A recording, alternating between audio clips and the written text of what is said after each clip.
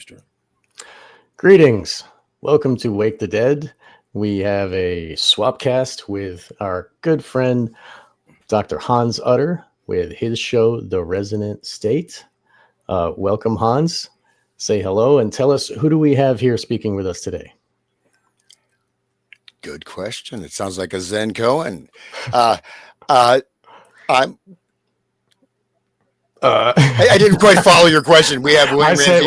Yes. You're talking about me. Okay, so I am. Well, I said it would for you to say hello and then to introduce our guests here, sure. William Ramsey. So both of you can say hello. Yeah. Okay, great. Yeah. So it's a pleasure to be here. This is a joint podcast between Resonant State and Wake the Dead. And so we're joined again by William Ramsey, who's been doing very detailed research on this film and book. And the book, as William was saying, as I did go through the book after this thing started, even though people are aware of it, I think it has kind of slipped. And as you mentioned, William, it seems to be coming now back into a bit of the zeitgeist, a bit of the discussion. But it is of such importance, right? It's so interesting. And let's just mention the book real quick. It's a Manchurian Candidate, and by Richard Condon, I guess, is the writer. And the movie again is Manchurian Candidate, produced by the mobster there, in '62, and then taken off the market by the same Frank Sinatra. So this is this movie and film. We can't even say the words on YouTube. We just discovered that. Hans told us that before the show started. So just wanted to put that up there before William says hello. Thank you. Oh yeah, just to mention that the video was censored from my YouTube channel. It's getting a slow start since 3 of my videos, or 3 of 6, have been censored. But I got the list and I got the detailed explanation, and it says terms of service: you cannot mention either the book or the film Manchurian Candidate. And they had the listing had every single time code where we had mentioned it. So. But they said if you edit that out, you're welcome to re-upload the show. Well, it's not going to be much of a show. It's just going to be a long, censored beep. But I mean, that shows that there is something here that maybe should be. They want to keep a little bit background. And I'll just say one thing before William dives in: is that as I'm working on an article here. Should be coming out in the next month or so for journal, but a lot of the things that were done from the 20s, 30s, 40s, 50s, this is the basic structure and rubric that is still continuing today with some type of modification, but not necessarily that much modification, right? So I'm doing an article on this FM radio stuff, and FM radio served as a network much as the creation of television, internet, and things like that. And so in a way, when something hits the collective consciousness, right? So this Manchurian Candidate is something that's injected or arrives, right? It's discovered, it's pulled out. It has an effect over the whole culture, depending on where you're positioned in that culture. But the Manchurian Candidate had a huge impact over the whole 1950s. There was a lot of discourse, lots of books, lots of, studies. And in fact, this sort of paranoia served as the impetus for all the mind control experimentation done in the United States, right? And so, anyways, William, take it away. Glad to be with you guys. Thanks for having me back. It's great to be with you. I had great responses from our first show, so this will be the second and the follow-on. And I'd like to just kind of go back into the book. We may have to start using code words, call the book like sunflowers or something. I have to come up with something clever. So we'll go back. But it's incredible, the censorship. And also, like you said, I've noticed certain people talking about the Manchurian Candidate kind of pop back up into the consciousness of people. And I think it's important because it ties in, my studies kind of started, actually, believe it or not, with these assassination attempts on Trump, these kind of strange characters, Crooks and Ruth, and there were other ones that we don't know, and some of these other recent assassinations and some of the trans kind of killings and stuff like that are very strange. So, but I like to just kind of go back, like Condon's important. There's a lot of like Illuminati numbers in his book. We call them occult numerology or something, things that tie into 9/11. But this film had so many important people, and like we mentioned it before, Sinatra, Janet Leigh, some of these other characters. But like Condon put in the 11. So the beginning, if you remember from last show, the troop is captured and taken to Manchuria. There's literally 11 people, or 22 people take 11 bodies, and you'll see it right here, like in this video. This is literally just a cut and paste from the movie. And then they're doing this thing in their schoolhouse. Yenlo inserted in the minds of 11 American. If people who don't know 11, the importance of 11, it's like a master number. Crowley used it. It's the number of magic. So they're implying that this hypnotic process is kind of the implementation of kind of a magical act in a way. I think that's what Condon's implying. And there's like 11s all through this book. And it also at very crucial moments. So you'll see, and I'll play this video here, the crucial moment where, this is it. Raymond's at 11 a.m. He went to bed at 11 o'clock.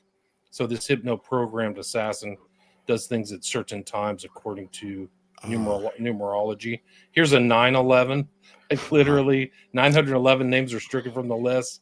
So like that's a pretty strange one. This Medal of Honor is this kind of thing that's given this kind of intelligent legend to Raymond Shaw. And we'll see that when we get to Oswald, how much of his past is a legend. Hey, real quick, sorry. 22 also could be relating to the trumps of the tarot deck and the paths of the trumps on the Kabbalah tree, and with the internal programming of the monarchs, as well as the well, let's just leave it there. Well, if you don't mind going back to that first slide, because I just wanted to just touch on a few other numbers. If I'm not really an expert on this, but you go down here, 3 company of the 35th Regiment of the 66th Airborne Division. So I think we see some, some other. I don't know if you guys have anything to say about those 3, 5. You got your 3, 6. I don't know if that's it. If any. That just popped out to me. That's another like the 6 or multiples of 6. 3. Well, the 66 is like the fallen angels. Freeman talked about that a long time ago. Like Route 66 and all that is like the path from Kether to Malkuth, like the falling of the. Yeah, that's what that one like.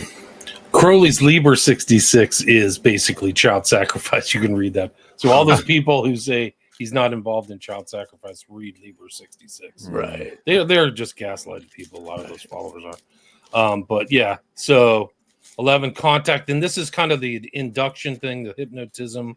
They talked about 11 hours. The subject's in there for 11 hours. The critical application of deep suggestion was observed during the first 11 hours of immersion when the primary link to all future control was set in. So these are not mistakes. And Condon's frame of reference is impressive. He had classical allusions all through this book.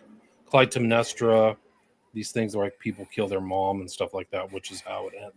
The book and film ends. But here's also the first scene where Sinatra, not a mobster. Sorry. No, that was just the terms I used earlier. Apparently, that's why he fell out with JFK at the end there. Is that JFK found out he was heavily involved in the mob, and both of his parents were basically mafia adjacent.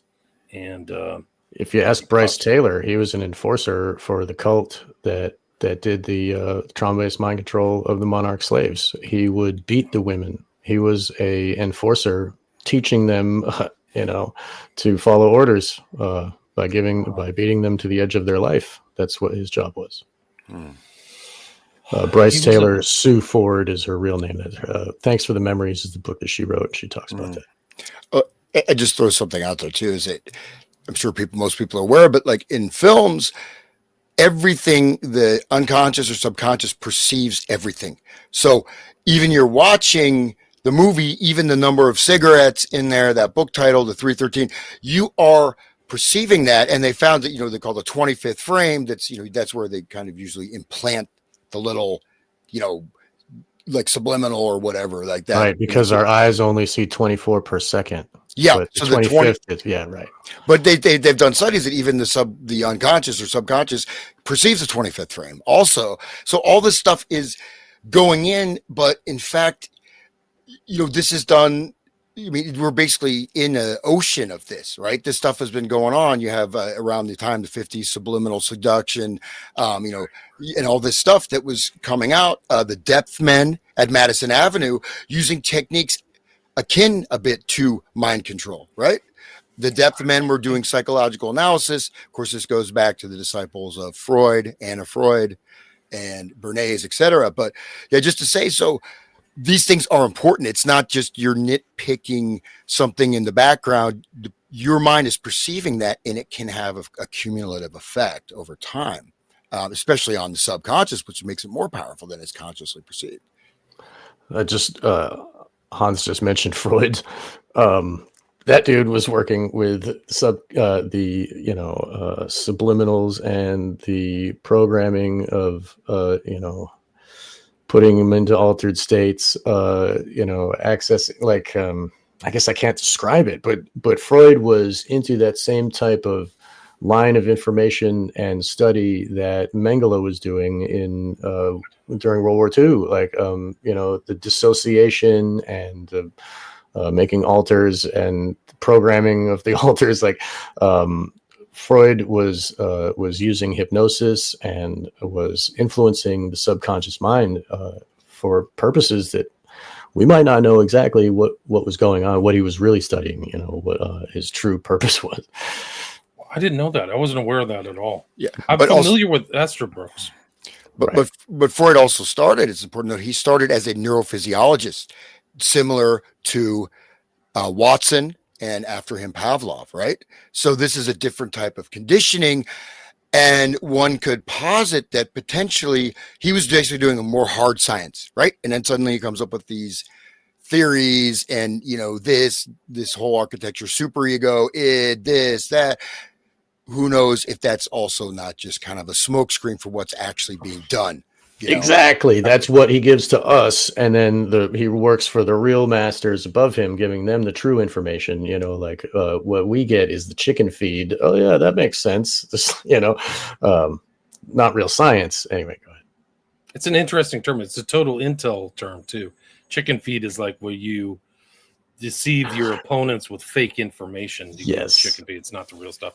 But yeah, no, it's scary. And Freud's very sophisticated. He's a very sophisticated thinker. So if you read through his books, impressive level of intelligence. Right. He actually is going to tie into this presentation. You guys bring up stuff that's so interesting because we're going to talk about Jung, because Jung is tied with Bancroft, who's tied with Dulles. And we were talking the pre-show about Dulles. Dulles is the key figure. We're going to see him as like the puppeteer of this, like a lot of things that went down in the early 60s. And one of the things that's never brought up in the JFK is his involvement, obviously, in the fake, Warren Commission, but that he started MK Ultra. Like you mentioned, I think you mentioned the brain warfare thing. And MK Ultra is right 1 week after that, 1953 is the official stamp. But it's just kind of a watermark. Much like this film. Yeah. Just one last thing on Freud is that, he introduced things like Thanatos, right? The death drive and the pleasure principle, and the fact that all of your problems are because you're repressing your natural desires, right? So it's, the problem is like, I want to, have this orgiastic sex life, but that's why I'm depressed, because I'm not doing it. And your natural desire is the beast man that Crowley loved and was put on top of the pedestal, right? And then you have this under Mystery Babylon. Yeah, and below that is desire, the self-destruction urge, or to kill other people. And this is just like your operating system. This is like built into your, whatever, your Windows or your Mac computer, right? That they're saying this is baseline operating system. You can't change it. It's where your computer is wired. The law of the jungle, right? Yep, that's it. Yeah. So, okay. It's interesting, yeah. Anyway, so you see the clock here, 3:11. So this is like the first scene where he KKK, right? 3:11. Right. The 11th letter. Right. So it isn't. These are not mistakes. Just like you guys said, this is not it. And also the telephone behind it's kind of suggestive, is that like the incoming call is coming, you know. So I think the symbolism is accurate. Also, the telephone is if you look at the image, I know the listeners can't really see, but there's a glass of consumed alcohol where there's a little bit of spirit left in the glass, and that is distorting the phone behind it. So like the influence of some spirit comes through the phone, right? Maybe that's what, I don't know if people get that far into it, but that's an ectoplasmic photograph, right? Those photographs, seriously, they look at those, whatever, from the 1890s, whatever, the Spiritism movement, that looks like one of the ectoplasms, right? That they have in the pictures. Right. That the spirit essence that you can capture on camera, like, oh yeah, that's really gross and weird. I mean, it's interesting that you bring up this telephone. Let me bring up this picture right here, because I'll give a shout out to Austin Picard, because in the Artichoke documents, Artichoke is pre-MK Ultra, they said they could induce the hypnotic trance through the phone, and that's what they were. They actually created like a self-help video before, like in the early 50s, to show spies what you could do with hypnotism. And they literally have the transcript in the Artichoke docs. They don't have the movie. I don't know if the movie's still around, but they're like, here's Bob. He's in here. He decides to call his secretary, who he's pre-programmed, and he programs her through the phone, through induction. And it's really incredible. But that document actually exists from the Artichoke docs. But if you remember, so they're showing you these techniques through the film, is my thing. And if you remember from, I don't know if I mentioned this, but like Sinatra's friends with William Joseph Bryan. He knows this guy. And I mean, remember the name William Joseph Bryan. If we can get to the end of 2 hours and I can get into some of these other characters. He's friends with Belli, who is Jack Ruby's attorney for some strange reason. Belli is really a civil attorney. He switches to specialties and represents Jack Ruby for some reason that nobody can figure out. But right, we spoke about that in the first episode. Okay. Yeah, okay, good. Let me see if I don't know where this picture of. I have here he is. So this is Raymond Shaw. This is like one of the first things where he gets triggered, and this is over the phone. Somebody's talking to him over the phone. Do you guys see that? You didn't. You gotta share it. Let me stop. There you go. There you go. So this is kind of a sequence in this where he gets called and like, hey, you're going to do this. So that's kind of an interesting thing. So this phone is important. This is from the Artichoke documents. It really is real. They figured it out in the early 50s. So we're seeing kind of this actually. Yeah. So in real life, like they were portrayed in the film, but it actually is doable in real life. So with the phenomenon of multiple personalities, there are observer personalities inside that are waiting for triggers, like always watching and listening. And when certain danger or something exposes itself to the victim, that victim takes that stimulus in through their ears or their eyes, and that causes the switch. So this is what's happening on the phone, like the auditory, comrade, the implications, the audio message goes in, and the internal processes of the monarch is that causes the switch, just because they are programmed to switch with certain stimuli, being words or the looking at the card of the Queen of Diamonds, which is featured in this film and book.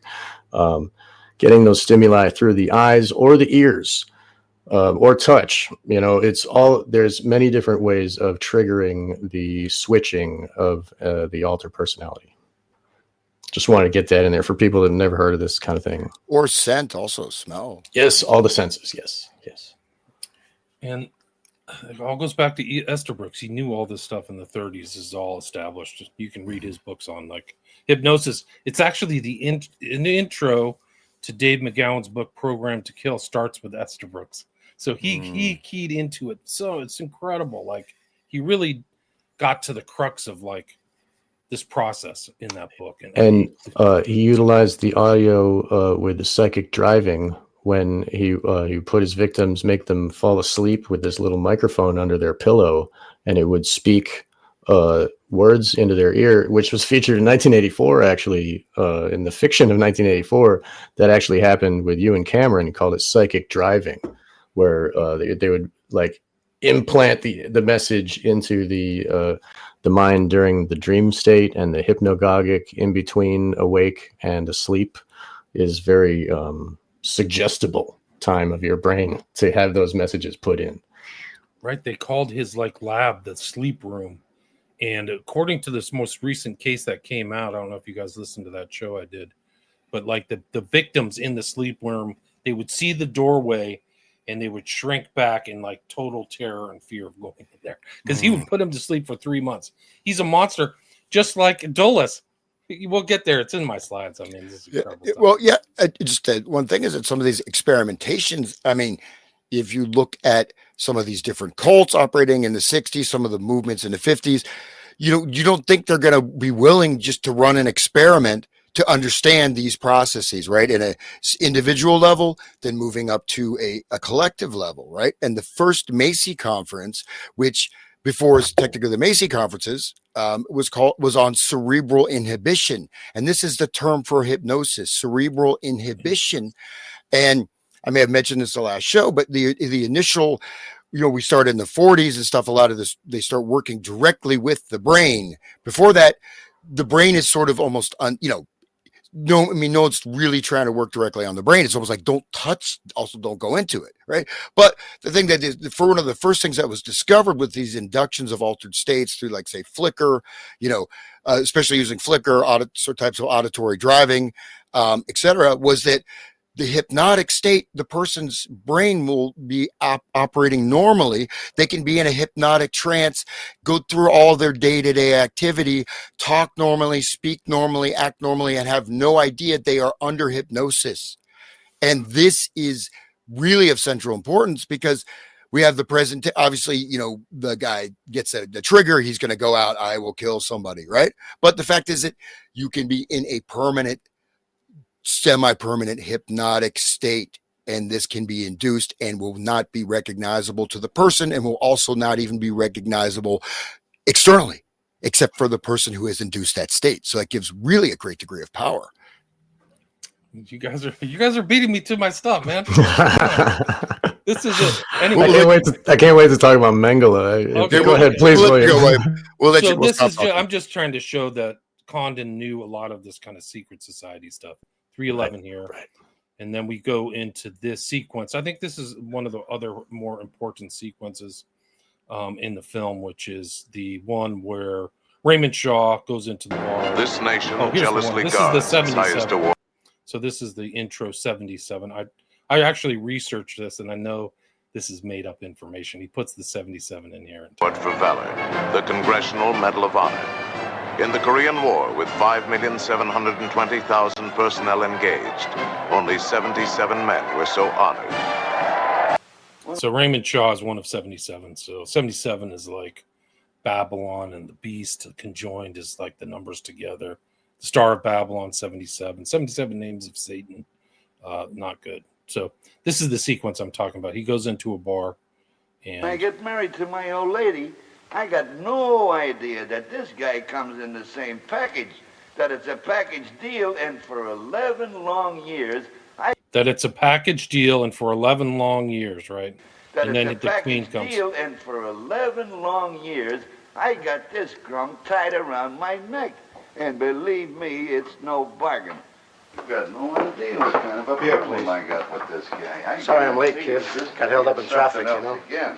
So I says to him, please do me a favor, will you? Why So the 11's there, then the Queen comes, and then here comes this suggestion. don't you go and take yourself a cab and go up to Central Park and go jump in the lake? It's so weird, too, because it overlaps with Catcher in the Rye, which really Central Park is really this central area. And then Mangione travels from Oahu and then kills somebody and drives his bike into Central Park. They find it at the carousel. You can't write this stuff. It's so crazy. Here's the one of the greatest villains of all time talking about the number 11. Raymond, I don't know why yours is the only apartment in New York City without an air conditioner. You know, sometimes I think you came to us for another century. Chu Chin Chow, or whatever your name is. The steaks are to be broiled for exactly 11 minutes, no more, no less, on each side in a preheated grill at 400 degrees. Yes. So more 11s. The one more thing about 77 is that's Oz, and book 77 of Crowley is Liber Oz, and O and Z is 77 gematria, and it's the number of the magician. It's like 2 sevens, not 3. Comrade, Right. It's like it's Liber Oz, is it Liber 77, which is Right. there's no God but man, right? And anybody who messes with you, it's within your rights to kill them. Like Right. that's how it ends. And Like the slave rights of shall man. serve, Yeah, right? the That slave too. shall serve. So a little quote from the Book of the Law in there too. Okay, this is a recap. This is kind of just showing the power and what Yen Lo is a handler, right? So he's handling them and conditioning them in Manchuria. Then he comes to New York City, and this is like in some like other sanatorium. This is like in the book, it's a sanitarium externally, but internally they have a little something aside where they can keep their subjects. And you'll see this played out in real life, where these guys like Chapman is working at a hospital. Shaw, and one of the key components of the Garrison criminal case against Shaw was identifying Oswald with Ferry and Shaw. And one of the main identifications was Shaw and Ferry taking Oswald to a state hospital in Clinton to try to get him a job there. They're taking this guy who's very suspicious, and he's clearly a patsy, but is there more to the story? And a lot of people have asked that question about Oswald. Has he been tampered with like Raymond Shaw? And I think it's a valid question. But let's just recap this. This is interesting. Do you realize, comrade, the implications of the weapon that has been placed at your disposal? So this is a great insight. Like he's calling him a weapon. It's not like somebody's tampered. And this will play out with all these Manchurian candidates. You may remove your head bandage, Raymond. Normally conditioned American who's been trained to kill and then to have no memory of having killed. Without total amnesia, just like Sirhan. Memory of his deed, he cannot possibly feel guilt. Nor will he, of course, have any reason to fear being caught. No fear of being caught. These guys do weird stuff. They just sit down, they walk around. Chapman sat down, started reading Catcher in the Rye. And having been relieved of those uniquely American symptoms, guilt and fear, he cannot possibly give himself away. Now Raymond will remain an outwardly normal, productive, sober, and respected member of the community. And I should say, if properly used, entirely police-proof. His brain has not only been washed, as they say, it has been dry cleaned. It's sinister. I just wanted to say that if people know about sleepers and Manchurian there's this gentleman named Russ Dizdar who did a lot of work looking deeply into the dark occult mind control of the exact phenomenon of MK Ultra style multiple personality trauma-based mind control victims. He would see them switch into demonic altars and try to kill him. I mean, he was in the trenches with these people, if you call them that. And he wrote a book called The Black Awakening. And he would hear from this. These are people that it's like 3 or 4 generations. They've been generationally programmed this way, starting with Mengele and the Nazis. That's what Russ stresses. But I mean, he knows that it does go back to ancient Babylon, but it really got scientific when it was happening during the World War II, when they had all these victims to test on, all these people in concentration camps and such. So these generations of people are still being programmed in this way, this trauma-based mind control. And like the gentleman said in the film, they're totally undetectable, and they don't know, and you don't know, and then they can just pop out into total violence when they receive this trigger. Okay, and Russ has heard from the cult themselves, this cult of the Black Flame, and these demonic altars have explained to him how there are like millions of sleepers that don't know they're programmed, that are out there just waiting for the signal. And once that happens, then it's going to be ultra violence, if you will, everywhere. And then there will be this one leader that the whole world will be like, please help us. And he will unite the world into a one world system by stopping this craziness of this crazy violence that just happens.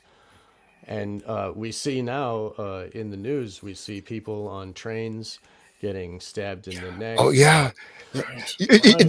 I just want, I want to, sorry to interrupt you, Sean, but just to say that, this type of encoding, there's a lot of different levels and levels of depth and levels of susceptibility. And not only does it have to be necessarily, you can have a media, someone can see something on the television, an advertisement that will trigger like a stabbing, right? You can have these things randomly triggered, but also frequency. Batman movie, frequencies.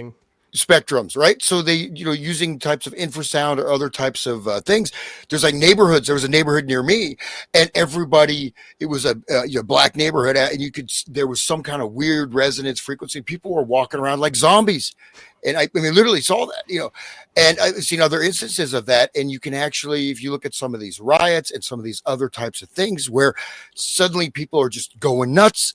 So a combination of symbolic interactions, some kind of sign, some type of input, and then also a frequency state that if you're not resisting it will generate some type of intense emotion, right? And based on the work that was done, this is also not an individualized process. This is can be a collective process, a collective contagion, a morphogenic field, so to speak. Those that are like totally programmed, like the Britney Spearses of them all, those ones will be leading the charge and grabbing the bricks that are left there and pallets, like, and throwing them at the buildings, inspiring all the other people that aren't programmed directly to go follow that, and so they can lead this chaos.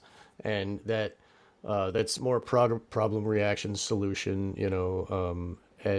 and it seems obvious, but sometimes these programmed multiples are like slipping out and they get triggered early, and it's not a precise type of process. But I think when the way that everything is based on like the biblical, end times crap and all that, those types of like dog whistles are out there to these programmed people. And I think that the more that is pushed, and the more that like Israel does their thing, and the more they act like, we're gonna burn the heifers and like all this, I think that is like triggering people, and I think that it's like coming to a crescendo. I'm not sure what the signal will be. I mean, Russ didn't know either, but they own the radio waves, they own the television, they basically own the internet, like the evil cult that runs the world. So all they have to do is just start this craziness, and so I don't know if people should look into Black Awakening, and but the phenomenon of programmed multiples that everybody can see in the world, these poor women and men that are like remembering these awful memories of the programming and the trauma, like they are experiencing real phenomenon, and they are speaking true, like they're speaking the truth, and we have to listen to them to understand what is actually going on. This is like some people think that Russ is crazy for listening to these people that act like demons, telling them about this plan, but it makes sense, and we see it today, and we see Bill Clinton go blank, like in the first show. These people are programmed multiples, and it makes sense that they have some that are programmed for violence out there. And I spoke with Carrie Olahe, talked about how she had programming inside her to hunt down and track and kill all the people that tried to escape from the New World Society that they are building. I mean, there are actual like programs and like actual plans in their heads. So be aware. I just wanted to put that out there for people to know about. Before, I know we're taking over, man. We're the most talkative hosts ever. Cool. You Sorry, got me. William, sorry. Sean kept apologizing to me for talking too much, and now I've started talking too much. Man, what have you done? But anyways, no. But one thing I think it's important to recognize, as I mentioned, that kind of hypnotic trance can be almost like a gauze, right? It's a very light film. So I'm just hypothesizing that you don't necessarily even need, like, I think that the DC Sniper is a great example, right? Of someone that's a great story, the whole DC Sniper case. But with all of these random acts of violence, I would just speculate that could even just be a light touch programming, that all you need, low impulse control, and something will just trigger an act of violence, right? And then it gets reinforced, say through playing a video game, say through listening to hip hop, say through whatever, right? And so it doesn't have to even be TV with all the violence all the time. So it doesn't even have to be a multiple. You could look at these as just sort of free agents, like random little chaos, like a little fire popping up, right? So this maybe like that subway, that subway stabbing just could have been someone with just a very light degree.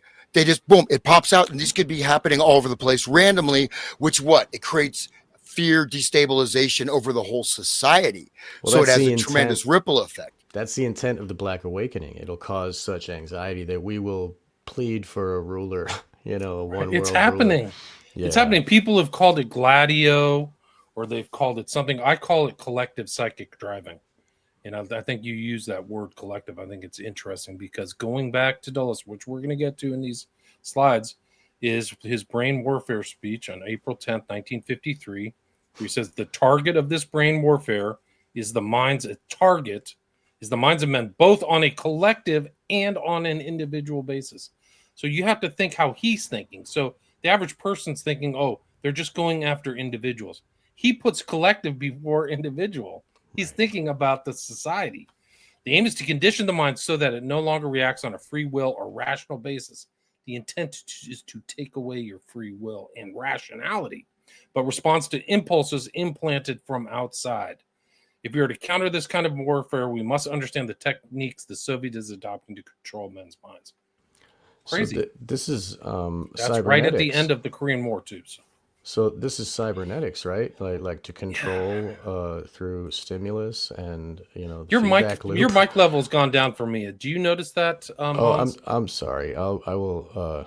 I thought is this mic level lower? Or is it is lower. Yeah. Okay. I'm sorry. Here, I'll fix that. I apologize. You sounded like Barry White. Barry White. Is this better here? Is this okay? I don't know. I just noticed it go down because your mic level's lower than Hans's. Okay. And it should automatically change it, but I don't know. I've got automatically adjust mic clicks. That's always a good thing not to use. I try to make it so that we're all on the same level, so that nobody's later you're definitely lower than me right now. Maybe I'll turn my mic up. I don't know. Here, I will. Volume up. Okay. Yeah. Sorry. So that's it. I mean, it overlaps with this Ewan Cameron case and this discussion of Manchurian candidates, and it goes all the way to the present. I don't know if people know. I don't know if you guys followed this, but this Jay Taney versus McGill University case is really incredible. And I did 3-part. I read it out in my podcast, so people check that out because it's all there, and it involves Ewan Cameron, who we're going to see in these slides, who's friends with Dulles from the very beginning. Ewan Cameron is a close friend of Dulles. They're connected all the way back to World War II. Yeah, there's I'm familiar with some of the first cases that came out. I'm not familiar with the newest one, but I mean there's one lady I remember. She went in for postpartum depression. Yeah. She came out everything erased. just Yeah. blank. I mean, it's really, it's unbelievable that this. They were so freaking sinister. The people who went in didn't even know they were given amnesia. This is the whole thing. The importance of what I just showed of Yen Lo, this weaponization and the amnesia. They didn't know what happened. That's why these cases didn't proceed, because these people are messed up. And they were, according to Elizabeth Nixon, who's part of these suits, they were trying to make Stepford wives. Like, they went after the elite of Montreal for some strange reason. They weren't going for like rank and file disposable people in Montreal. But she said her mom had an altar and that she would literally bug out for 5 days. And she didn't know what was happening. So the effect on the family just thinks like, oh, it's part of the thing. They were giving her hardcore treatment, and the electroshock convulsive therapy would literally stop these people from breathing. Like, that's how powerful. It was 20 or 100 times more than what they used to use. And it's in this new lawsuit. This new lawsuit is absolutely incredible because it's a very long document. It's about 200 pages, but they have all of those cases and all of the files and all of the exhibits are in there. So it's like a repository of everything up to literally late July of 2025. They've got it down, man. It's incredible. And they sued the AG. I guess the U.S. weaseled out of it on state secrets or state sovereignty baloney, but they literally sued Pam Bondi, the AG, the Attorney General of the United States. Anyway, so it ties into this, Cameron, but this is all goes into, it's the MK element of the JFK is left out, and Ferry's knowledge of hypnosis, and I mean, we'll get there. You have to remember that William Joseph Bryant is the consultant on Manchurian Candidate. This is I like some legal representation. These police officers have not allowed me to. Back up. Where you up, man? Anyway, he says he's a patsy. Let me see if I can find the audio for it. Anyway, this is Oswald. Oswald is like, literally was at 9-9 where they literally is a, after Frank Olson, if people know the story of Frank Olson, he was one of the early kind of suspicious deaths around MK Ultra. He was kind of a whistleblower and seemed to have a conscience. And, he was thrown out of a window. I mean, they say he jumped. I mean, it was one of the many suicides, so-called suicide, much like the Mohrenschildt, who clearly, to me, wasn't suicide, who was a handler of Oswald. But it was one of the early deaths. And when he died, they said they put a halt to LSD experimentation. There's actually a file and a notation from Dulles to Atsugi Airport to stall LSD experimentation there. Okay, so I don't know. Some of the volume's going around strange. Anyway, so this is known stuff. Where does Oswald show up before he goes to the Soviet Union at Sugi? And there's connections to like a lot of strange people there, allegedly, of like Gottlieb, who worked directly under Dulles and stuff like that to Atsugi. And one of the things that's interesting about the Montreal cases is that Ewan Cameron, who's friends with Dulles and knows Dulles, and Ewan Cameron literally interrogated Hess, who was the number 3 Nazi in Germany. He's in the paperwork, but Ewan Cameron was always an American citizen, so they offshored a lot of their research into Canada and other places, so they wouldn't get busted. So it was a way to like wash stuff. Kind of like what they do. Oswald. This is a remarkable picture right here. This is literally a real picture, and it says, "Bing, you are hypnotized." It says Janet Boland Oswald at the old bio lab. Wow, isn't that crazy? And look at that. What is that? Like a rat or a monkey? I mean, it's like that's like this out. And that even that gesture, like you've got that. That looks like a stage photo. So you wonder. I mean, can you hear me now? Yes, we can hear you. Yeah, that's a bizarre photograph, right? So these are things, this looks like a stage photograph, right? Classic StreamYard. It's working. Lose the connection. I don't even know why I pay for this dumb program. It does suck. It's working. I don't know why you're not hearing. Can you hear us? Check William. We see you, William. We can hear you. We can hear you. Anyway, I'm supposed to be able to hear you, but I can't. Let me put it on my speaker. Sorry. That so it like we do hear you, William. It happens a lot. StreamYard's too expensive. Can you hear me now? Say something. Yes, we Blah, know we blah, can't. blah. You're It's there. not even coming through. You guys are going to have to talk. So I'm Okay. going to Okay. restart my computer and come back on. Okay, so we'll just keep going. So If you look at the posture of that woman pointing, she is doing like the Crowley posture in that image where he's like putting his finger up, the scratching at the darkness or whatever. yeah, and the right hand, left Yeah. hand down, aligned with that skeleton skull of some animal. You know, so there's so much. I mean, You are hypnotized. Like, wow. yeah, you know, and I do think again, people do not really understand what hypnosis is, right? I mean, Right. you know, you think the person, walking on coals or thinking they're a bird or whatever.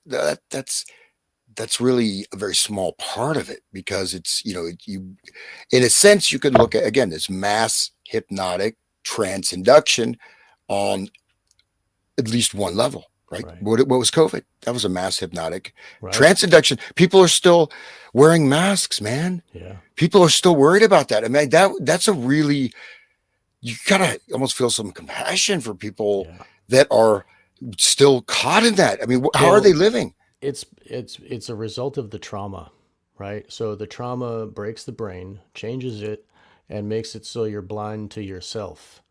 So just like circumcision, like it causes dissociation to be the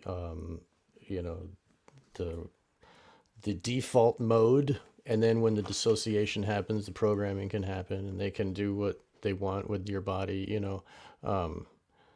It's it's a trigger that's natural in the mind that they have evaluate, or they've found a way to exploit, and this is the whole process, is the trauma. The trauma causes the hypnosis, I think, causes the dissociative blankness where everything can be programmed in.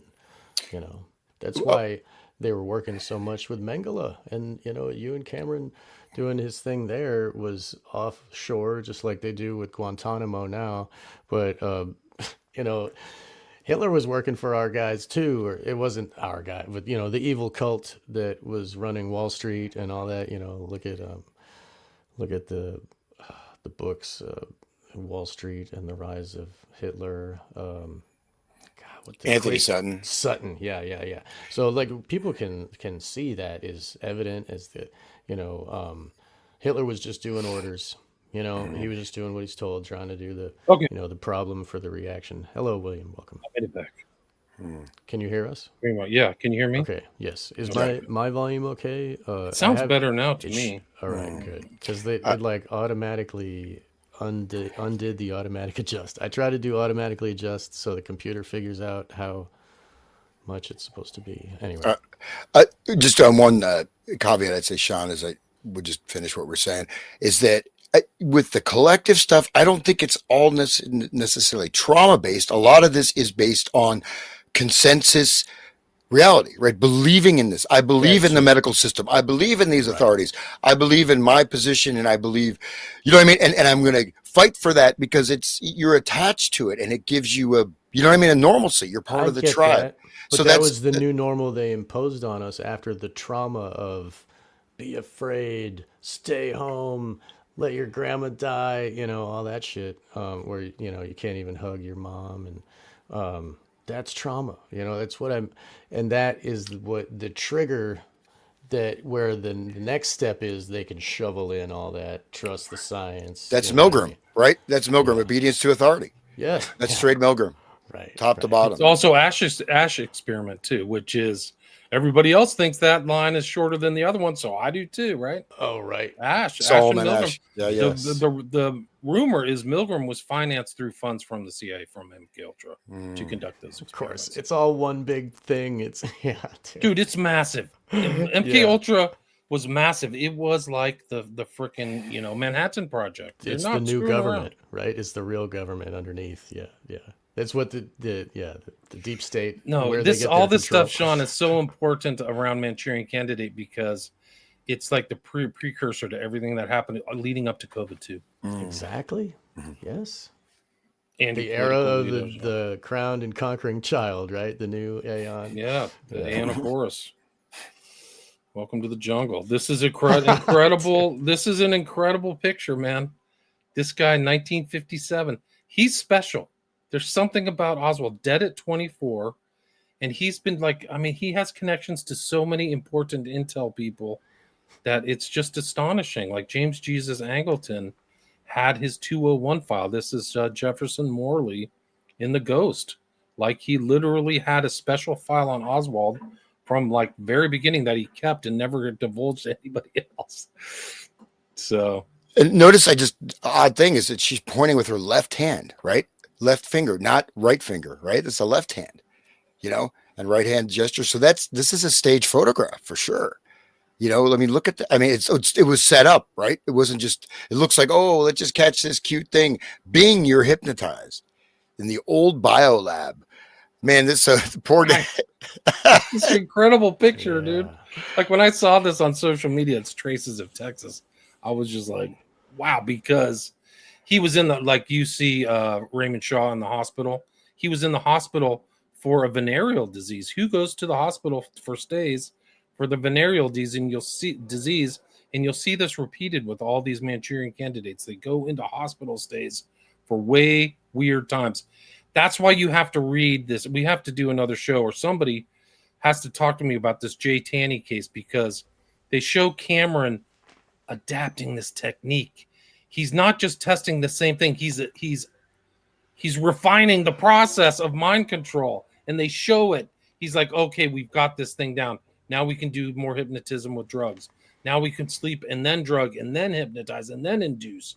And then we do this. And you realize MK Ultra is the research part, guys.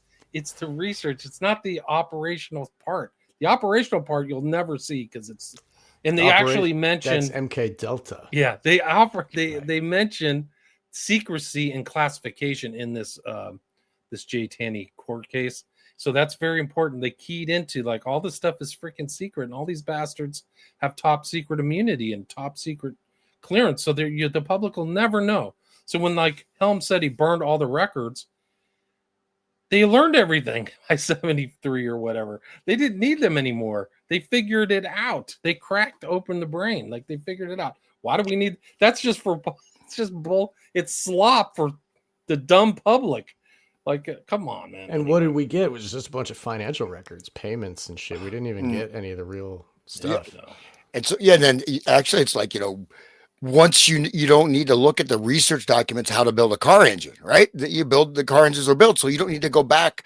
So once your car engine is in production, it's like once these things are operational and devised into programs, and I would posit potentially that these programs can be segmented, that one person can be doing a certain role, implementing a certain thing, and maybe not even be aware of the whole synergy, right? Of this. So I think these things could be deployed across even multiple institutions, public school, psychiatrist, hospital, so look rings at these within people. Rings. And you got people, Satanists are placed in everywhere. You got them in the school board, you got them at the library, you got them at the police station, you got them at the hospital, and they're harvesting what they need for their cult. They're getting psychopaths over at the police station. They're getting their blood and their guts and stuff for all their dark rituals at the hospitals. People are placed. It's a hierarchy of obedience,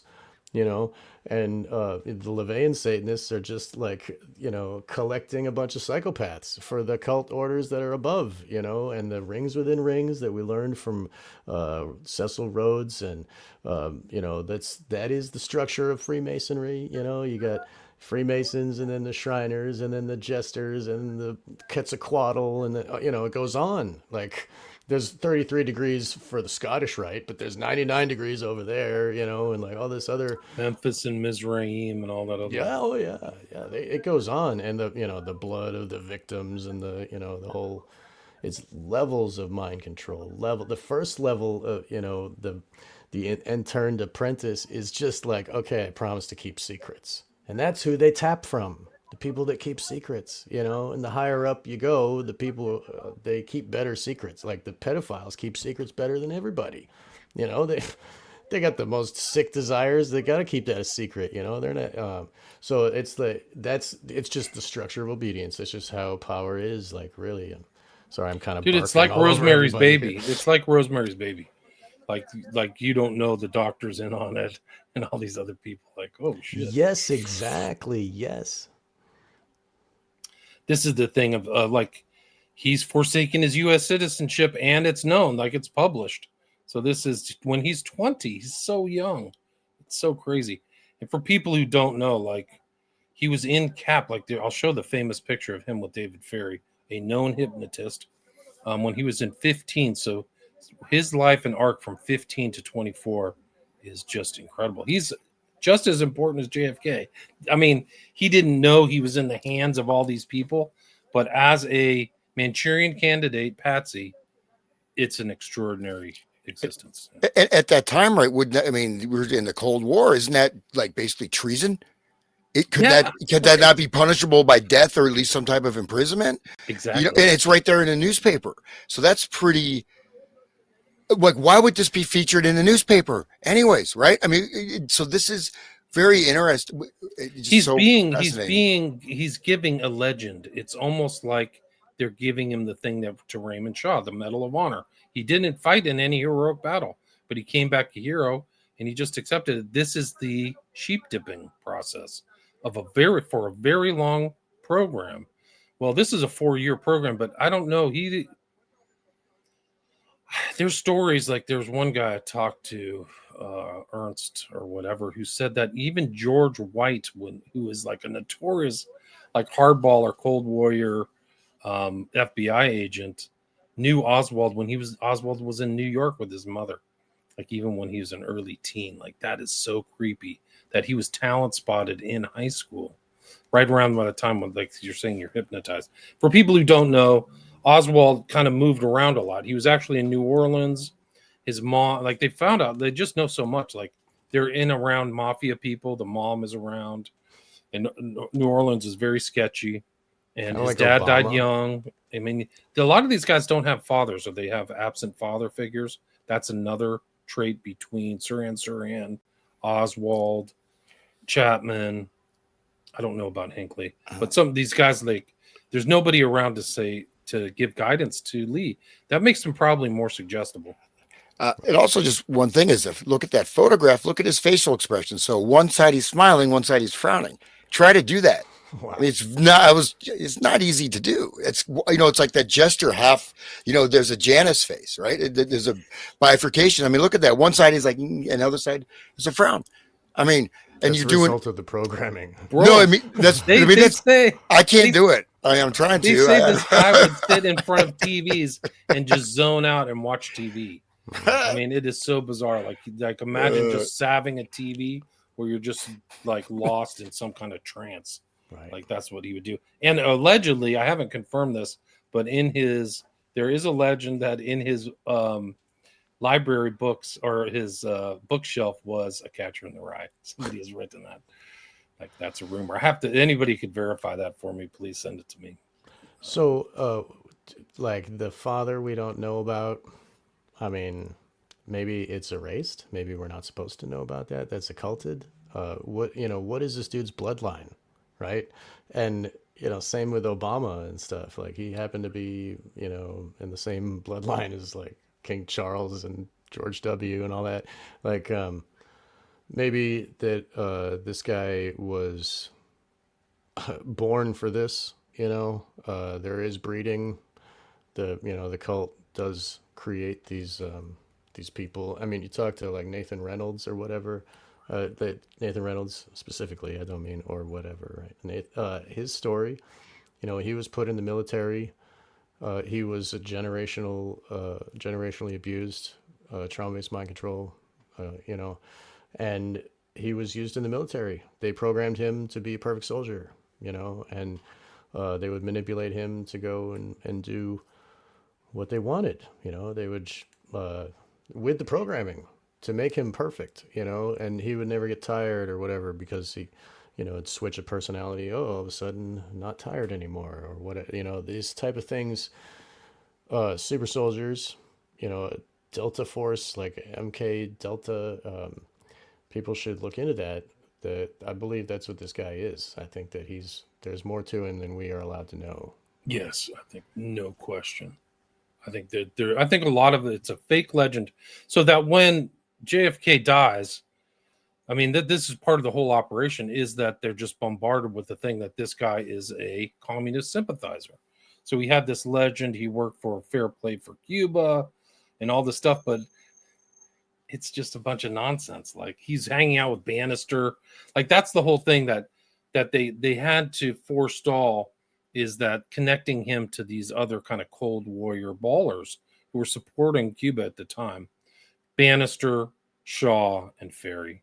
And that's what Garrison was really trying to do. And I think he proved it. They deny it, but the fact that he's around all those guys shows that he's not really just a right wing, he's not really a communist sympathizer in any way. But he had the legend for it. And it's really, I mean, we'll go into these slides. It's incredible. You have to talk about this as like, money was no object with this guy. They had so many people surrounding him that it was like he was a project for about 5-10 years. This is a great picture. This is like one of the things about Dulles and mind control. So there's Dulles. This was the famous motif, is like back in the day, was to be close to a globe, to show this guy's really a world controller. Like, you cannot underestimate what his nickname was, the Shark. All the flat earthers are losing their shit right now. Yeah. No. Just kidding. Good. Just don't send me emails, please. No, I'm just saying that, like, no, I'm talking to flat earthers that are out there right now. Please don't send me. I just meant like associating Dulles with the round earth. Oh, he's evil. Look, like, he's one of them, like globe heads. Yeah. But you'll see this with Hubbard. Did the same thing. He liked to be all close to globes. But this guy's involved in all kinds of operations, right? He's involved in operations to overthrow governments. That's the whole thing. Well, that's so that when they globalism. overthrew the government in November 11th, 1963, they've been doing it for 20 years, and he was involved very intimately in the attempt to kill Hitler and overthrow the Third Reich. So, but it being a global project, I think that's why the significance of the globes with those individuals that like to get photographed next to the globe, it's like showing their allegiance to their hires, as opposed to nationalists. Watch how many pictures you see of famous people close to globes and their hands on globes. Like, there's a famous picture of Trump holding a globe in Saudi Arabia. Yeah, that one was silly. It's like it's a glowing orb. The light comes from inside, and he's got his hands on it. That's bizarre. And then if you look at, like, the logos of companies, and the Sherwin-Williams has like the blood on the whole planet, and like there's a lot of that involved in their symbolism. The motif is there. This guy had a club foot, and he also had gout. So you see of his right hand, he's got all kinds of gout stuff going. Like, if you figure out how evil and creepy this guy is, it's off the charts. Yeah. And if I just to sorry to interrupt, but like it's just fascinating and you guys probably knew this already, but when I, on this other work I'm doing, I chanced across, the story of his son, Alan Macy Dulles, right, who was injured, traumatic brain or head injury in Korea, and woke up and said that I betrayed my country. I have betrayed my country, and he could not, even though he was, by all accounts, he was absolutely heroic and, took fire to save other soldiers.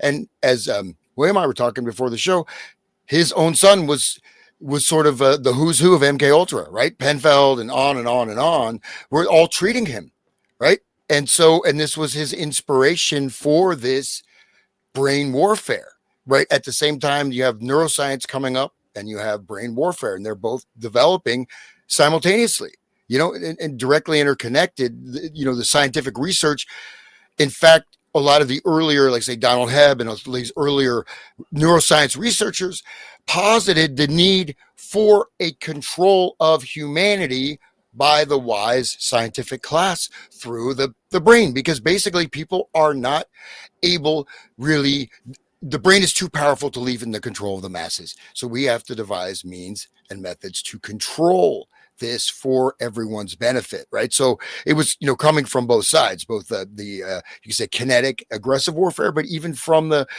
side of just creating a functioning society based on, say, Pavlovian principles. We talked about it before. So, anyways. Remember, Dr. Yen Lo comes from the Pavlov Institute, right? So they're thinking on collective. It's interesting you mentioned Hebe. He's a lesser known name in this, but he's mentioned in this 2025 lawsuit.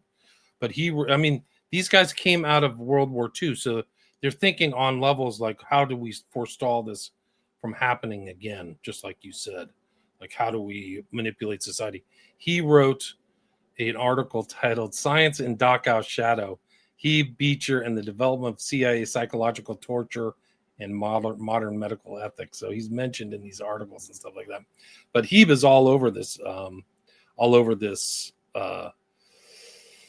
this most recent lawsuit. He was at McGill, and also Penfield was friends with Cameron too, by the way. I think he was actually an earlier influence on Cameron.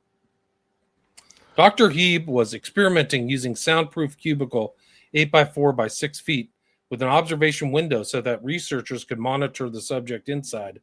The cubicle contained a bed, a pillow, and an air conditioner. Students were made to wear translucent goggles to prevent visual stimulation and wore cardboard tubes from their elbow to past their fingertips. The students were remunerated with $20 a day and were permitted to terminate the experiment at any time. Despite the sizable $20 incentive to participate, at first, the subject that stayed the longest in the sensory deprivation chamber was 3 hours. So this guy's doing this stuff. Later on, another subject lasted 24 hours, and even more later on, subject managed to stay in the chamber for 6 days, some of which reported visual and auditory hallucinations, but most students quit after 2 or 3 days, and many refused to finish the experiment.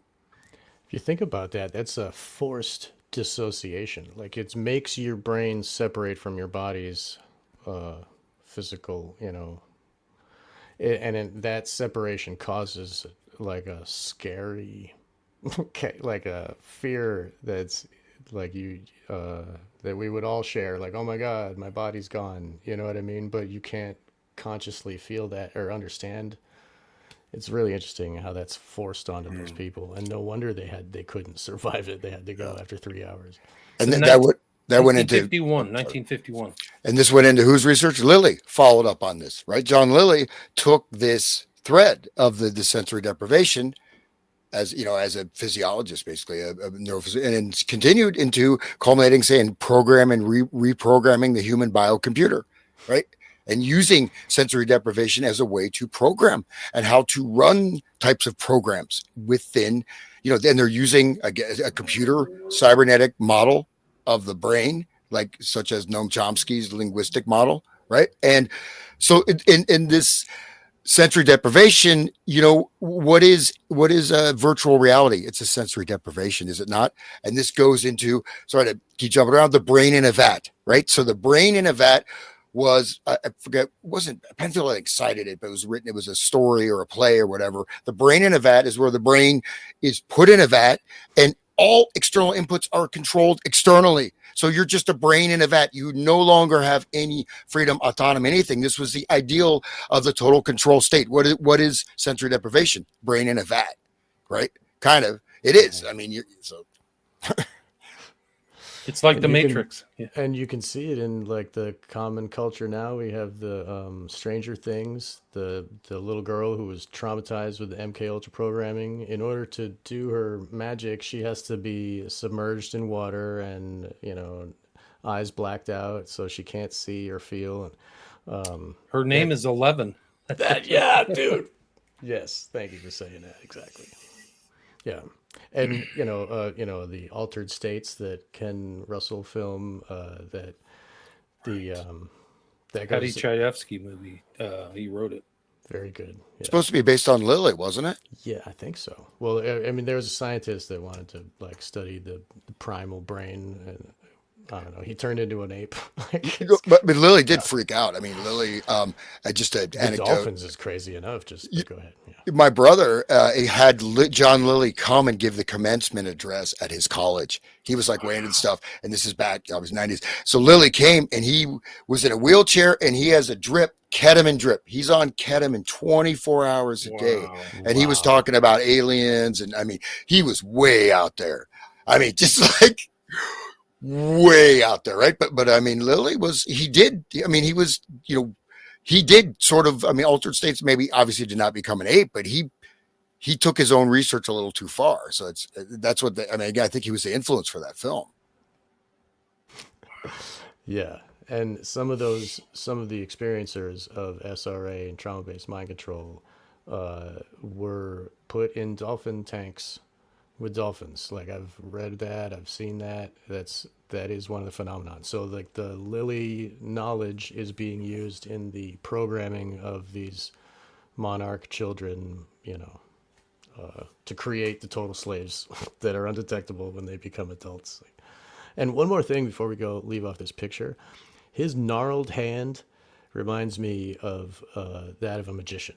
Like, if you look at Hillary Clinton's first mate there, that guy he held up his hands and they were all messed up and gnarly. They substitute their hands for other parts of their body in certain dark rituals. Like, if they're gonna, some rituals call for you to cut off your member, your reproductive organ, but you can substitute that with your finger if you want, and still get the same effect in the magic ritual. It's weird, but people can look into that. They would substitute their hands and mutilate their hands, so that all the magicians also can see. It's visible on the evidence of your magic is like worn on your hands too. So I don't know if that has anything, but it looks familiar to like a gnarly magician. This is kind of the infamous picture of them together. I think that's Bissell in the background. These guys are both involved in getting off in Kennedy, but I have a video of it. This is where Kennedy kind of blows off Dulles. Dulles was let go after the Bay of Pigs, 1961. And that's probably when the engine behind the scenes started kind of grinding to get rid of Kennedy. But he's an essential Dulles is it. And then Tim Gardner Project, that little Kennedy, he thought he was a god, says Alan Dulles. So they really didn't like Kennedy. There was something, they wanted to blow his head off. Like, he was not healthy, and they could have poisoned him or done something. And they decided that, like, they set this whole thing up to blow his head off. Like, they really wanted a public display of violence. Do you think it's because he's a Kennedy and Joe Kennedy forced his way into the elite by being a mobster who was running alcohol? I mean, I think there's a lot of things going on why they didn't like Kennedy. He was very racially sympathetic. Right. So he and his brother believed in kind of civil rights. These guys didn't. The old WASP families. He's also Irish Catholic. And so that's a rival. And I think that there had to have been personal things between them where he was blowing people off. There was the famous Northwoods episodes where he's like shunning these guys. They're all around him, and this guy believes in civil rights and all that stuff like that. And I think they think it was personal. I think they really personally disliked the Kennedys. LeMay, Lansdale, the ugly American, Willoughby. So it's not. I don't have that kind of thing about the CIA assassination, which can be called CIA tunnel vision. Like, I think that one of the key players is Dulles, but they all wanted him dead. Luce and the Rockefellers. And I think it was a competitive thing. Yeah, the mob. Like, he kind of turned his back on his class. Like, the mob fixed the election for this guy in West Virginia and Chicago, and then his brother starts prosecuting him and is farting around with Marcello and sending him off to Guatemala. Like, these are personal things. They pissed everybody off. That's why his brother didn't get away either. Right. Also shot in the head. Like, it's all personal. Like, that's the whole thing. Like, you could poison these guys. We can go back to like Livia, right? So the character of Eleanor is Eleanor, the mother of Raymond Shaw. She's based on Livia, who poisoned all the enemies of Augustus or whatever. Like she never killed, she never did anything, but all the people around him died to her benefit. She was really a kingmaker. So yeah, so I think it's like a really personal thing between these guys. But just as maybe it's more broad based, but in a certain way, people talk about a coup, but you can see this sort of infiltration through the system, right? If you go even look at MK Ultra, you look at that moving into all the stuff that happened, say at Stanford Research Institute, the Manson murders, to all these cults that came about in the 70s, Jim Jones, to all this other stuff. You can see these forces kind of marticulating or percolating through the system and like kind of spreading out, right? In a certain way. It's not that the whole top of the government, everyone is involved, right? But is it to what extent do you think, William, that the killing of Kennedy is also a killing of the American spirit or the American people, right? And it was maybe a coup, right? Would you call this a consortium? You could say internationalist factions, or would you say it's a consortium, or is it more monolithic? I would say it's kind of a consortium. I think a lot of people wanted him gone, and they moved together. I think it was part of this kind of New World Order ethos. Like we are taking over other parts of the world, and we're not going to have somebody have sympathy for Cuba. Like Cuba was on their agenda, and this guy stymied this. And they had already they had successfully overthrown Iran, Guatemala. I think Arbenz was Guatemala, tankering around in Indonesia. And they killed the guy in the Congo recently and put him in a 55-gallon drum. So these are ruthless, like money.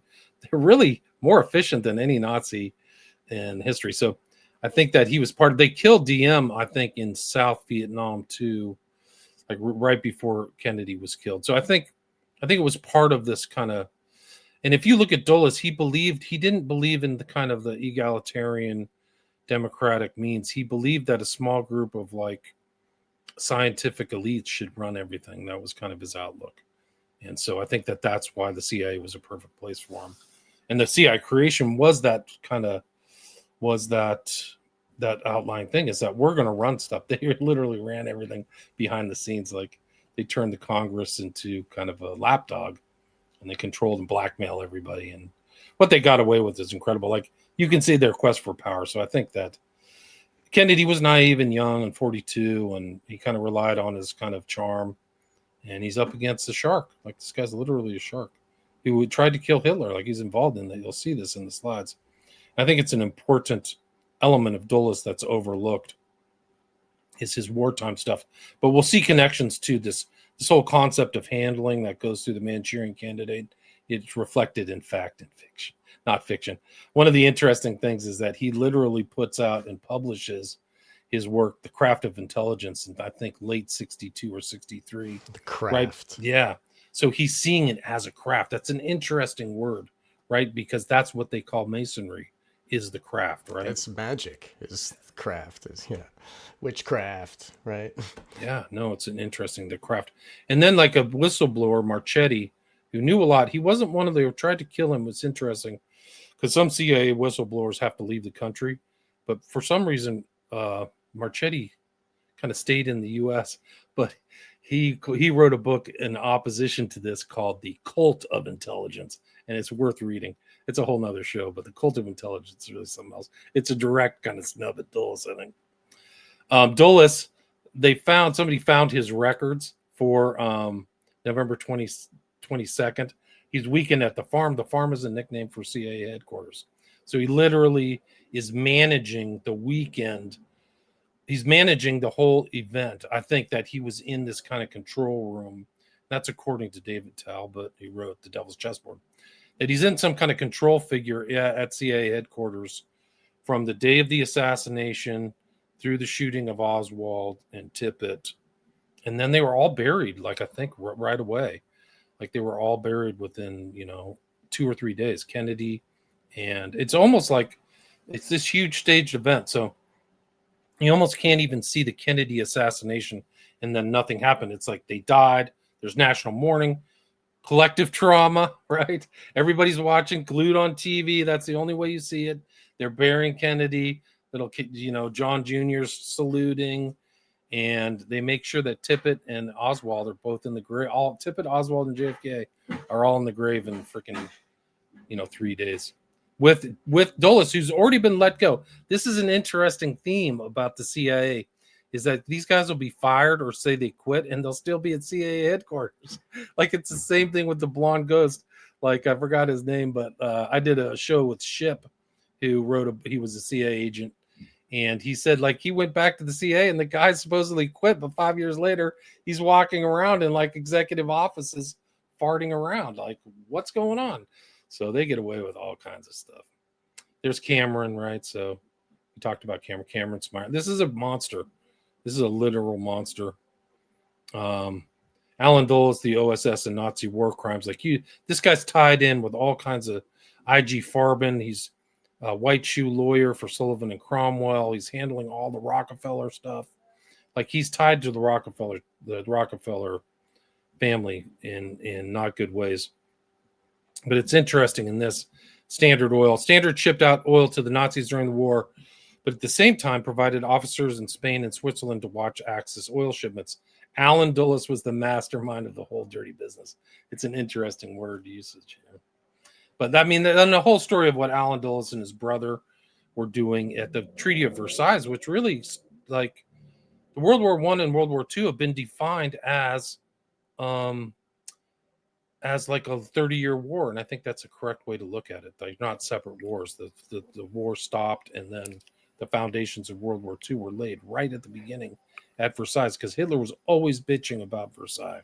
Well, no, I mean, Versailles was set up, right? Essentially, Germany had agreed to the treaty and had basically won, if you technically, but it was set up in such a way the entire economic system of Germany completely collapsed, right? You have this Weimar absolute corruption, incredible debased sexuality. The first transgender operations are performed. It's just the whole country is turning into just debased and just incredible. People are starving to death and, everything. So it's what is a better environment to give rise to the response, right? And so reaction solution. Yeah, I mean, certainly though, I would say at least some of that, some of Hitler's, economic advisors, right? This whole sort of it's the social credit system where, the economy is not debt based. It's based on the productive output of labor, created a lot of prosperity as well in Germany. So Germany became a very wealthy nation almost out of nowhere. So it's quite fascinating that in a sense it was one. You can see the destruction of the Ottoman Empire, this whole process going from the early 20th century until you could even include the whole Cold War, because in a sense that's an outgrowth of World War II, right? I mean, and the whole Soviet takeover was an outgrowth of World War II. East Berlin, everything, because it wasn't for World War II, it wouldn't have happened, right? And also the industrialization of Japan and that whole thing, like the way that a Barbie doll is produced in like 40 different factories in Japan, and that's what like keeps and it ballooned their economy to be like number 2 in the world, and they were rivaling our cars, and they were rivaling German photography equipment. I mean, their cameras were almost as good as Zeiss cameras, and it shows the pinnacle of the industrial what can happen after it was completely destroyed. Burned to crisp, and then they built it up into this new thing, the new world system of everything is connected, and everybody's, all these factories from all over the world are all putting into one package to give you Barbie or whatever crap, plastic stuff,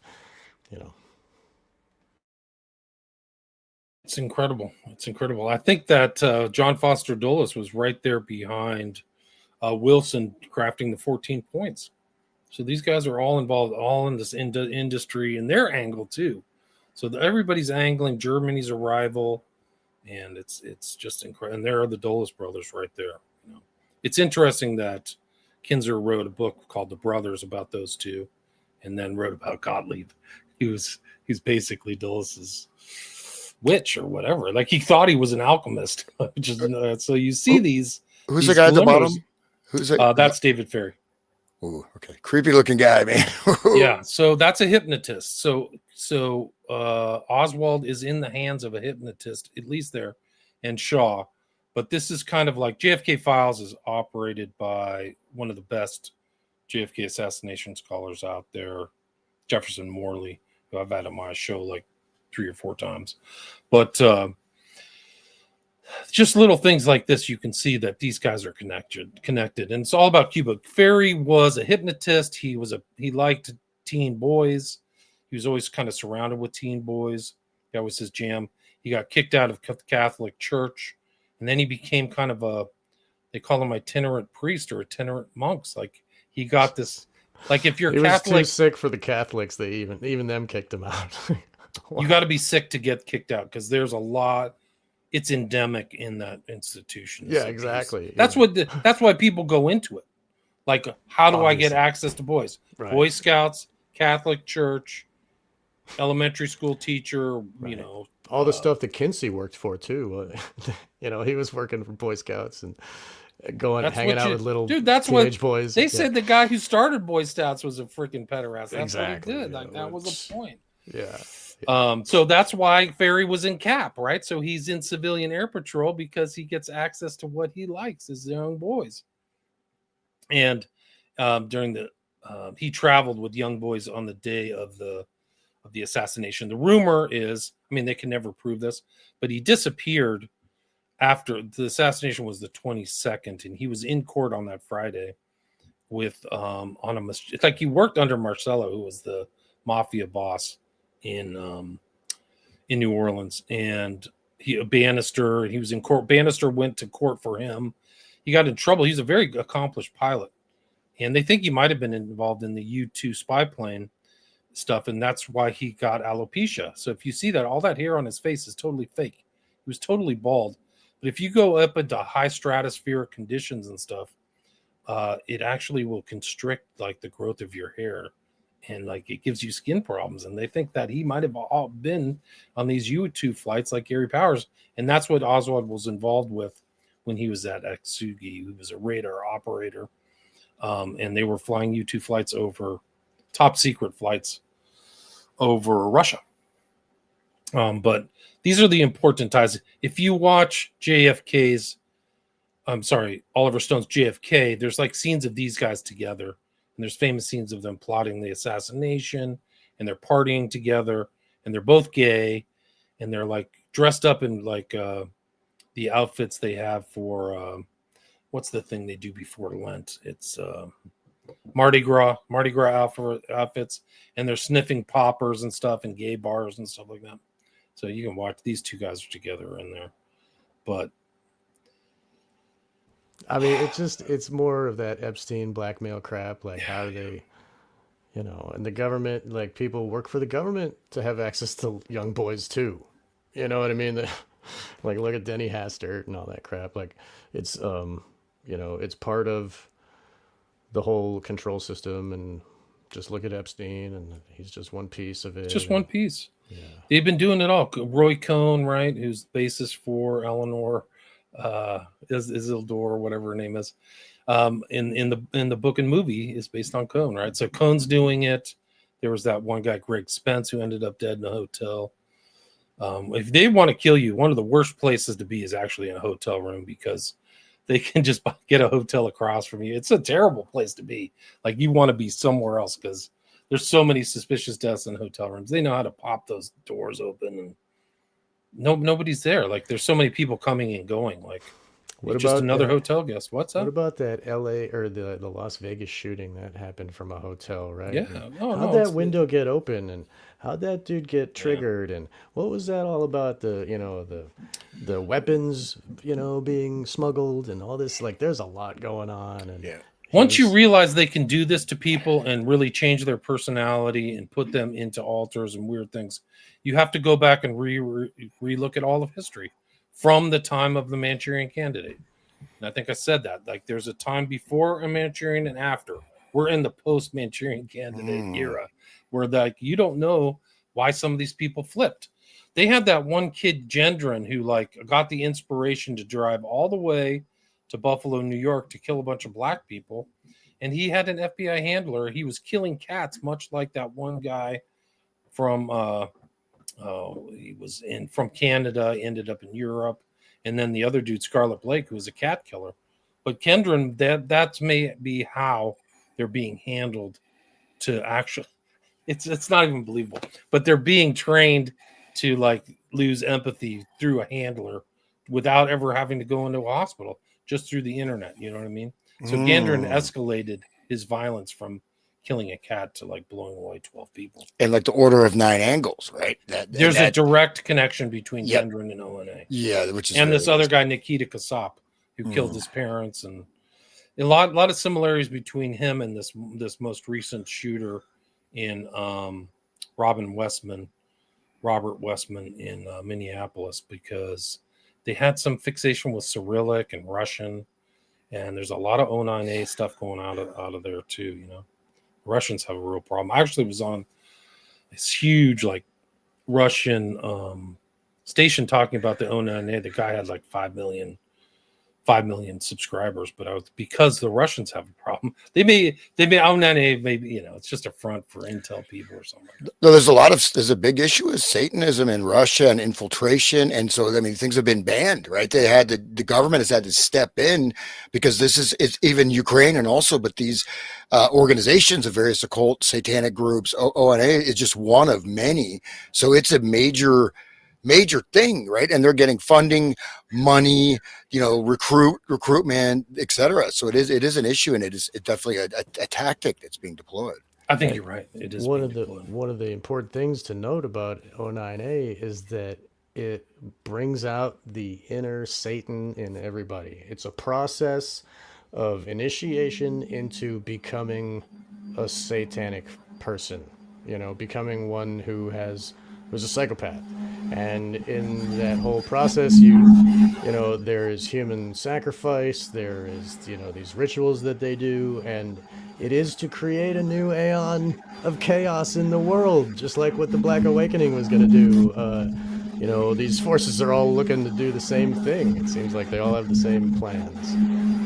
It's a form of behavior modification, right? The initiatory process exactly. And are you tough enough to actually totally change your behavior modification where you can select an offer and kill them and get away with it? You know, like, right? It's crazy. They have people like proven that's what they did. This guy Daniel Hussein in London.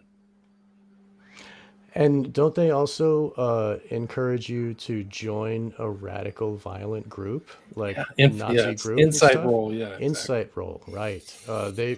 People should look into your shows that you've done, William, about that order. It's still the Global Death Cult, still my number one selling book of all those. Yes, other the book too, because it's happening. Because like 764 is an offshoot, and all these weird calm things and abuse and girls being abused, like, and CSAM, it's all tied back in an outgrowth of this kind of stuff that came out of O9A. Anyway, he's associated with Clay Shaw. Clay Shaw's rumored, I haven't proven this, Knight of Malta, much like Dulles, much like Galen and Himmler. All these guys are Knights of Malta. This guy's a really incredible guy. They didn't go into detail about Shaw, but his wartime history is legit. He literally worked under a general named Thrasher, who was responsible for the entirety of southern UK. He was an aide-de-camp. This guy's a very high level mate. I think he ended up with a major, the rank of major, hanging around with like a know-nothing bum like Oswald, right? He was a traitor who left the country and went to Russia. This is also Jefferson Morley stuff. 1959 state cable. Oswald, while in Moscow to renounce his citizenship, met several times the CIA representative at the U.S. Embassy. So like, it's fake. And look at his face. If you look at, I don't know what it is. I haven't figured it out yet. But these guys have this kind of weird blank stare, and Oswald has that too. And we'll get into the darker rumors about this guy because it ties into Jose Delgado. And like Jose Delgado literally said, have you ever implanted a human being with electrodes? And Delgado said, experiments were done. He never specified what experiments. Oh, yeah. Have you seen the thing where, I mean, they had a remote controlled bull, right? Delgado, right? And they also had this cat. They had different animals they were running, and some of this stuff was done quite early. And then Delgado moved from at Yale. He was doing it at Yale. Yeah, but he shifted from invasive to psychopharmacology and neural entrainment through frequency and energetic stuff. So, because it's much easier to integrate that process and doing the brain implant. But yeah, Delgado is very important. But he was so anyways, but there's a lot of people that have come out about having like types of implants in their brain or their teeth and this and that. I don't know if you've looked into that. That has much connection. We're getting there. Okay, guys. Timothy McVeigh said he was implanted, and it's later on in these. I mean, we're gonna have to do a part 3 or 4 or 5 and a 6. That'd be great. I look forward to those. We get to Kerry Thornley, Discordian, who knew you can't even believe this stuff. Let me see if I can bring this up. Delgado, I have Delgado stuff. In 12. Delgado's important. Delgado's very important. Everybody, can you guys hear Can you hear the audio on this? No. Okay. Everybody should watch the video of the bull being mind controlled. I'm about to play it. If I can. Okay. I'm trying to bring it up. Yeah, and those hardwired mind control chips are getting back in vogue now that Elon's around. I mean, if you saw this technology, you would never get a Neuralink. No, thank you. Like you think it's one way. You're on crack. What down the crack like? Can you hear the audio? You got to get it tuned up every 2 years. Can you hear the audio now? Control research is not new. Yes. A scientific milestone in this area came in the 1960s when Dr. Jose Delgado demonstrated remote control over a charging bull. By connecting a radio antenna to electrodes inserted into the bull's brain, Delgado proved that the animal's aggressive impulses could be thwarted by electronically manipulating the bull's muscle reflexes. Do you realize the fantastic possibilities if from the outside we could modify the inside? Could we give messages to the inside? But the beauty is that now we are not using electrodes. In recent years, Delgado has shown that the behavior of monkeys can be altered using low-power, pulsating magnetic fields. But in these experiments, there were no antenna implants. Any function in the brain, emotions, intellect, personality, could be perhaps modified by this non-invasive technology. Delgado's research has so far been limited to animals. But in the Soviet Union, a radio frequency, or RF device, has been used for over 30 years to manipulate the moods of mental patients. Did you hear that last bit about the Soviet Union? That's where Oswald was. Where did Oswald get? I think he had tonsillitis or something. He went to a Minsk hospital. So, this gets really dark. It gets really dark. Really incredible. It's all connected. It's not, when you start down the rabbit holes of understanding it, you're looking and like, wow, oh, that's weird. Oh, that's weird. Wow. And the more you learn, the more you see the tapestry, all the threads connect. And they could never divulge what they did to some of these guys because it goes back to that final statement of Eleanor talking to her son. It was the rape of the soul, man. These people had their souls raped. And a lot of people did. That's what L. Ron Hubbard's. We can do another show about MK Ultra and Scientology because that'll peel the skin off your face. Like you will not want to get 100 feet within a Scientology center if you know how bad it is. A lot of this stuff bled into Scientology. We should do a show, and we should bring up what you sent me on the email there about the Alice in Wonderland programming used in Scientology. Oh, I'd like to see that. CIA. And they both use the same programming. That's what's crazy. That's what's crazy. Conflicts persist about Oswald's status. State Department records show that Oswald had several meetings with the CIA representative in the U.S. Embassy in Moscow. He's not a defector. This is baloney. It's just a cover. He's at Atsugi from 57 to 58. A facility where MK Ultra experiments were actively conducted. Sidney Gottlieb was documented to be present at Atsugi during this time period. And these are in the files. This is absolutely incredible. And there's even rumors about E. Howard Hunt, which we'll get into, who is the domestic operation spy and an occultist. The guy wrote freaking occult novels under his assumed name, and was around here, and also is tied to James Earl Ray. No question. So they're always occultists. Also, it's funny. They almost have to be. Yeah, they almost have, just like you said. That's how they get up into the system in the pyramid. That's right. Like exactly why like Jimmy Savile is hanging out with the King of England or whatever, you know. Like, why would they be friends? You know. Well, I mean, the thing is about Jimmy Savile. Knight of Malta. Exactly. Yes. Jimmy Savile had the ear. Prince Charles is writing to Jimmy Savile for advice on geopolitical speeches. I mean, this guy was connected from the very top. Margaret Thatcher, they're coming to him for advice, and yet it's not like that hard to think that guy's creepy. Son, man, he was born on Halloween, dude. Yeah. Like, I mean, like he was created in for these black magic magicians who were making bloodlines. It's a master warlock, dude. He was like the top of the top. Buried at 45 degrees. Like, whoa, dude. And you know, one thing is that some people have come forward that were abused, you know, especially if there was that girls' school, right? That he was associated with. I mean, a girls' school, like the juvenile home for female juvenile delinquents, describing being taken down, and he's sitting on a throne, you know, with pentagrams and sacrificing. He's running satanic rituals with famous people that are recognizable, even members of parliament, other celebrities, etc., all there.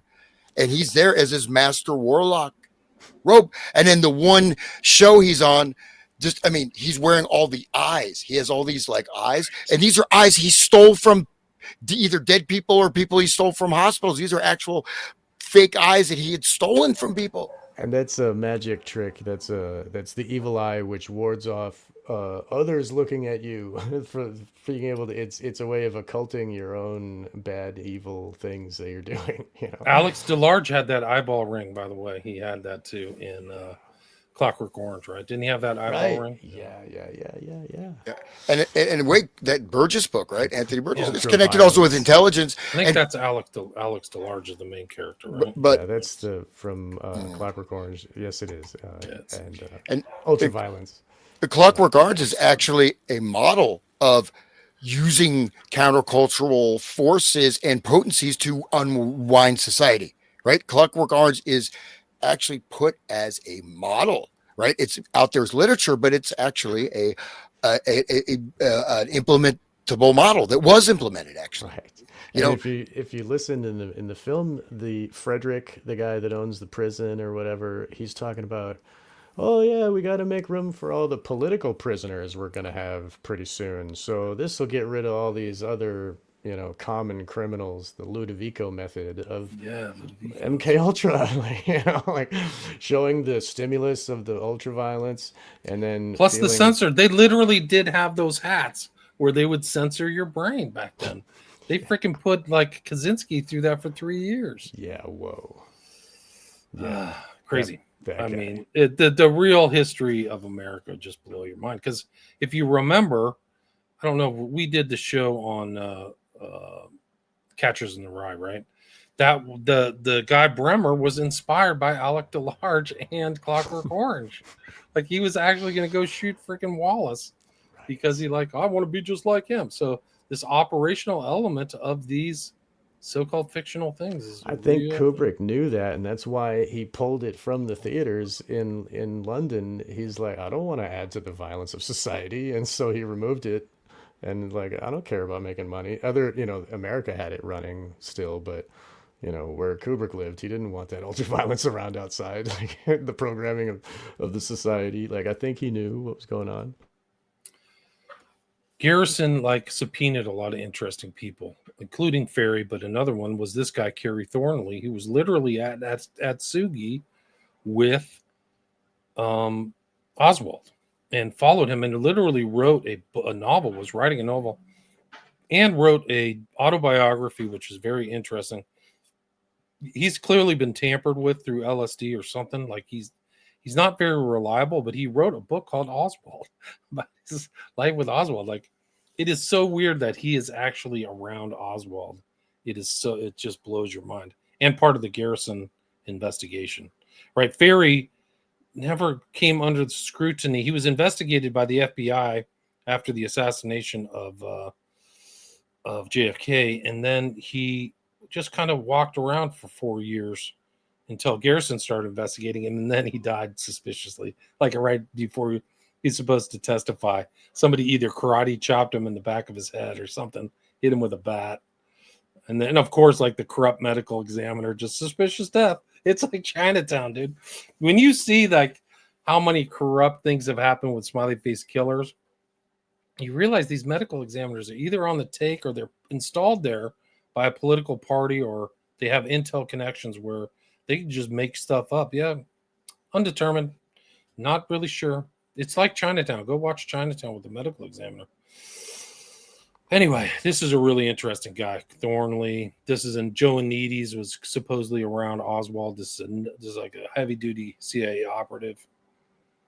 These are like really interesting things about these guys' quest for power. I think I mentioned earlier the 201 file about Oswald was held by Angleton. So he was basically kind of like the repository at the agency for all Oswald info, according to Jefferson Morley. This is from Tim Gardner Project. This is David Talbot about James Angleton. This is what he confessed was this. He had not been serving God after all when he followed Allen Dulles, right? Dulles. He had been on a satanic quest. These were some of James Jason Angleton's dying words. He delivered them between fits of calamitous coughing, lung-scraping seizures that still failed to break him of his cigarette habit, and soothing sips of tea. Quote, fundamentally, the founding fathers of U.S. intelligence were liars, unquote. Angleton told Trento in an emotionless voice, the better you lied and the more you betrayed, the more likely you would be promoted. Outside of their duplicity, the only thing they had in common was a desire for absolute power. I did things that, in looking back on my life, I regret, but I was part of it and loved being in it, unquote. He invoked the names of the high eminences who had run the CIA in his day, Dulles, Helms, Wisner. These men were the grand masters. These are interesting terms. These are all like Masonic terms. He said, if you were in a room with them, you were in a room full of people that you had to believe would deservedly end up in hell. Angleton took another slow sip from his steaming cup. I guess I will see them there soon. Wow, that is poetic, man. Holy crap. Do you want to end it on that? I mean, like, I don't think we can get better than that. They are satanic. They will end up in hell. Like, holy... Dude, I actually thought I was out there. I thought I had 10 hours of material. I think I have like 30 hours. Like, we're just going. If you're talking with us, we're going to keep talking about all this. We probably did 30 years now. Yeah, right. I'll try to get the time right. It was my apology. I'm not worried about that. I'm just saying that was like kind of a climax of this. Like, really, this is perfect the way what you guys. Just this said is slide 31. I think I have 100 slides on this, and we didn't even finish my old slides. Anyway, we encapsulated so much good material in here. But thanks for having me on your show. It's always great to talk with you guys. Yes. You guys are so well informed too. Yeah, that's great. It's an honor for you to bring this information to us here, and my listeners love you and what you're doing, and tell them maybe first time listeners, maybe tell them where they can find you and your work, please. Podcast is William Ramsey Investigates. You can find it on Spreaker, Spotify, and then my website is williamramseyinvestigates.com. You can see some of my writings and stuff like that. You can buy books there. I have 5 books. You can buy them on Amazon, and then my 5 documentaries and stuff I post without advertisements are at my Patreon. It's a legacy place. I probably wouldn't be on Patreon, but I set it up so long ago. I've stuck there, and you can see my 5 documentaries. You just pay $5 a month, and you can watch them all. So a lot of commentary too. I get away with. I can comment there without lurkers and things like that. So I post a lot of stuff there that I wouldn't post on my social media. Yeah, great. Well, no, it's always a pleasure just doing this and going through all these interconnections that again that they're still valid, right? We're still witnessing this. It's not like this stuff is unwound, and this historical basis is a lot. It gives you a much more direct. When you look at the foundation of something, you have a much better understanding as opposed to all the outgrowths of complexity, right, that are layered on it. So the modeling, and so And Sean, again, thank you. And my podcast on Spotify, The Resonant State. You can find me on YouTube. Not this show though, because you can't talk about Manchurian Candidate movie or the book, Right. and it's a violation of whatever. So, but and I just started a Patreon too, so check that out. But hopefully we will continue, because this is it's a great way to tie a lot of things together, and something that certain we have to watch out for this collective amnesia, right, of our culture. We've really reached a point of collective amnesia where stuff happens and it's just gone, right? Even 9/11 is almost forgotten. What right? happened to COVID? What happened to COVID? What happened to COVID? I mean, what happened 9/11? Get over it, man. They got us. No, I mean, it's like, but certain things, they're in your face every day. You're right. There's certain historical events that you're not going to walk away from, and you'll be reminded of them in perpetuity, right? But certain things are not.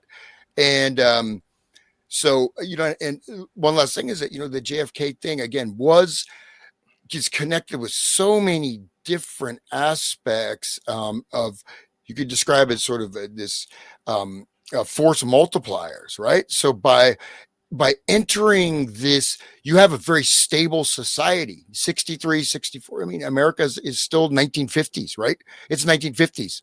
And you've created this destabilization. From there, you interject the counterculture. There, you interject all kinds of different things, radical movements. And that's what Ken Kesey, he said his inspiration for the Merry Pranksters and driving across the country distributing LSD was, guess what? Kennedy assassination. Right. That was his driving, motivating force. I'm doing this because of the Kennedy assassination, because America has been broken and we can't go back to what we were. I have to show a new way, but still, and he would wear American flags and everything, as he was dosing these, these hapless fools with Ken Babbs, another military guy with advanced electronic warfare knowledge, who was on the bus too, but there you go. Gravy was always in the American flag, and the pig farm, all those whole thing. Direct ties to MK Ultra experiments and Bateson. You mentioned the Macy conferences. You wouldn't believe it. He literally ran experiments at the Menlo Park VA where Kesey worked.